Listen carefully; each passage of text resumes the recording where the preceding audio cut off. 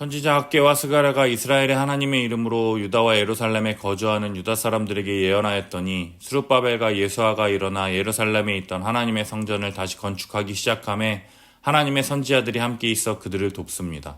학개와 스가랴는 하나님의 예언의 말씀을 선포함을 통해서 스룹바벨과 예수아와 같은 마음의 온전함과 손의 능숙함을 갖춘 사람들이 하나님의 말씀을 듣고 순종하게 되므로 성전 재건 공사가 다시 시작됩니다.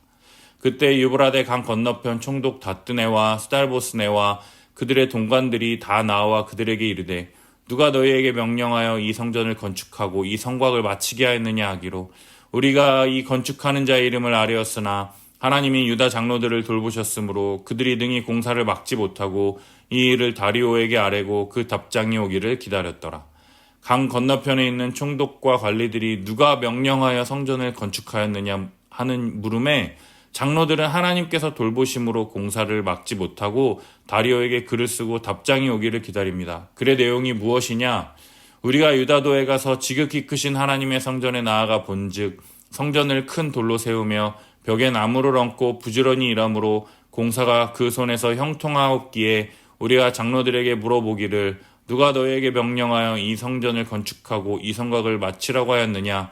우리가 또 그 우두머리들의 이름을 적어 왕에게 아뢰고자 하여 그들의 이름을 물은즉 그들이 대답하기를 우리는 천지의 하나님의 종이라 예전에 건축되었던 성전을 우리가 다시 건축하노라.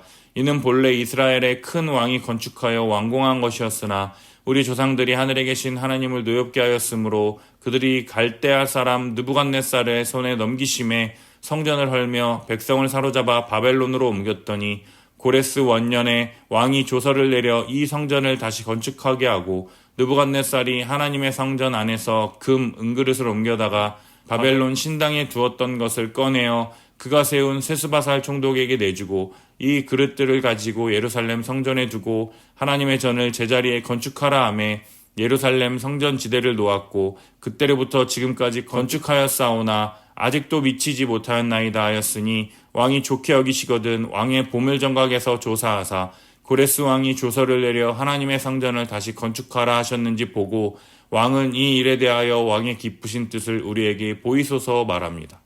수많은 사람들의 거짓말과 아첨하는 말로 오랜 시간 중단되었으나 하나님의 말씀을 선포하는 선지자들과 하나님의 말씀에 순종하는 사람들을 통해서 성전 공사가 다시 시작됩니다.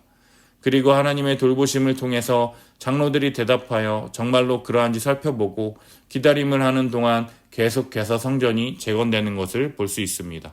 사랑하는 여러분, 사람들은 거짓과 아첨으로 그 일을 중단시킬 뿐이지만 하나님은 역사를 운행하시고 돌보심을 통하여 중단된 역사를 다시 시작할 수 있으신 분이십니다.